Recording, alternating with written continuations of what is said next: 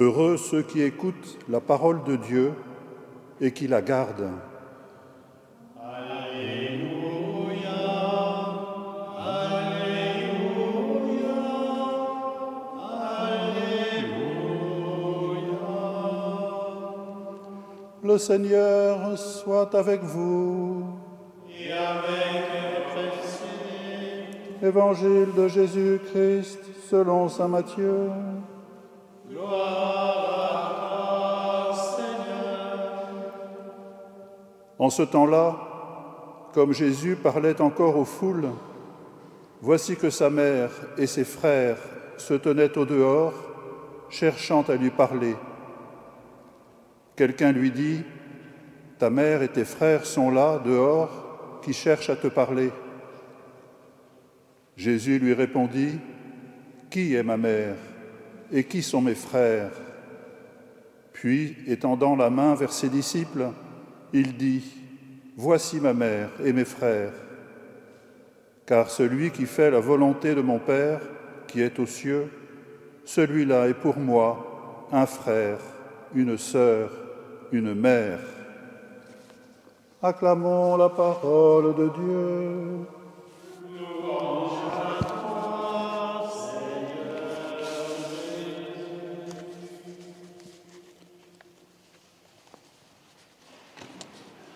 Ce week-end est un temps de fête et de joie.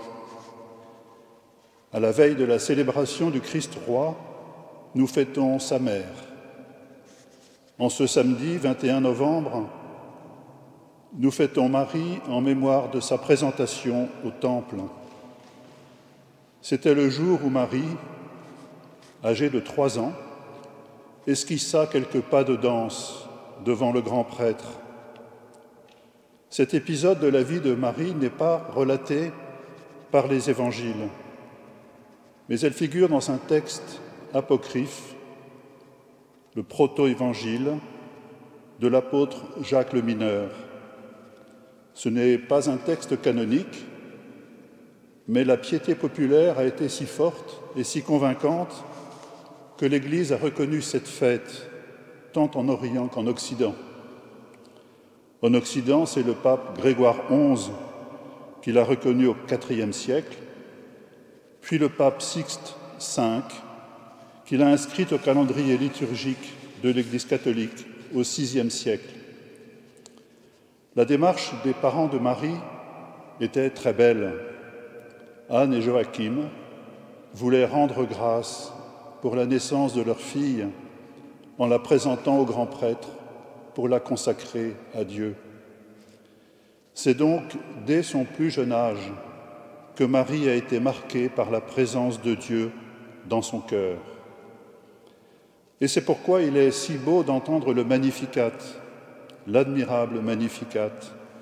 C'est l'émerveillement de Marie lors de sa visite à sa cousine Élisabeth, dont l'enfant qu'elle attendait, Jean le Baptiste, a tressailli en elle à l'approche de Marie et du Christ dont elle était enceinte. La présentation de Marie au Temple anticipe et permet l'annonciation, puis la visitation. Toute petite, Marie est confiée à Dieu. Ainsi, lors de la visite de l'ange Gabriel, elle confirme sa disponibilité au dessein de Dieu. « Je suis la servante du Seigneur, qu'il me soit fait selon ta parole. » Le Magnificat, que nous avons entendu, achève la période qui conduit à la naissance de Jésus à Noël, à Bethléem.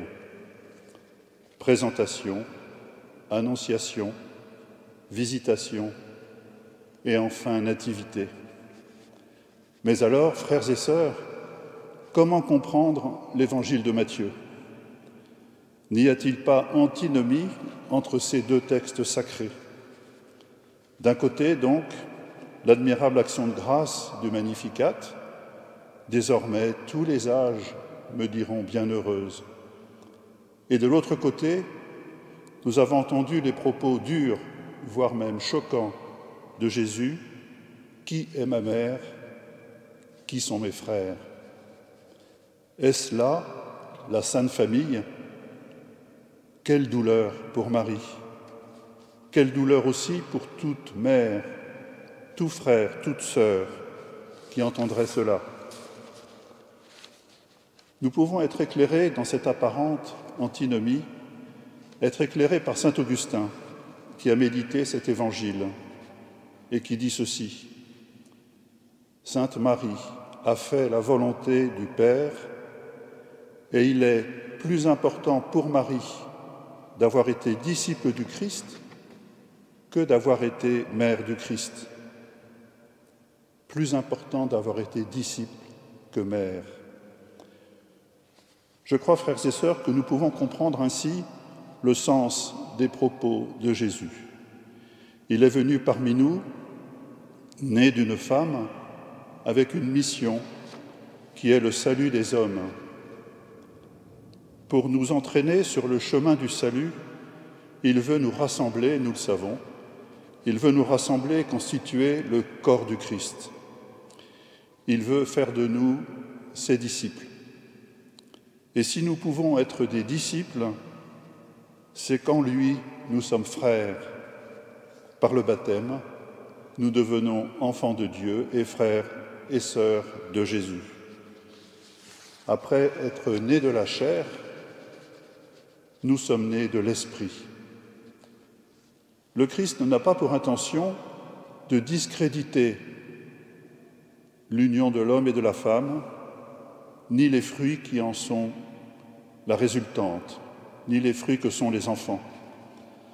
Dans cet évangile, Jésus pense à la formation du peuple de Dieu, du peuple des baptisés. C'est pourquoi il met en avant les liens de l'esprit qui doivent l'emporter sur les liens de la chair, sur les liens du sang, sans aucunement les supprimer. La parenté spirituelle des hommes qui sont fils de Dieu dépasse tous les liens humains.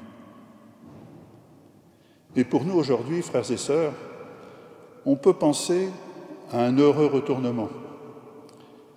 La primauté des liens spirituels peut en retour transformer les liens de parenté, les liens charnels. Combien de familles tireraient un grand bien d'un supplément d'âme de leurs membres?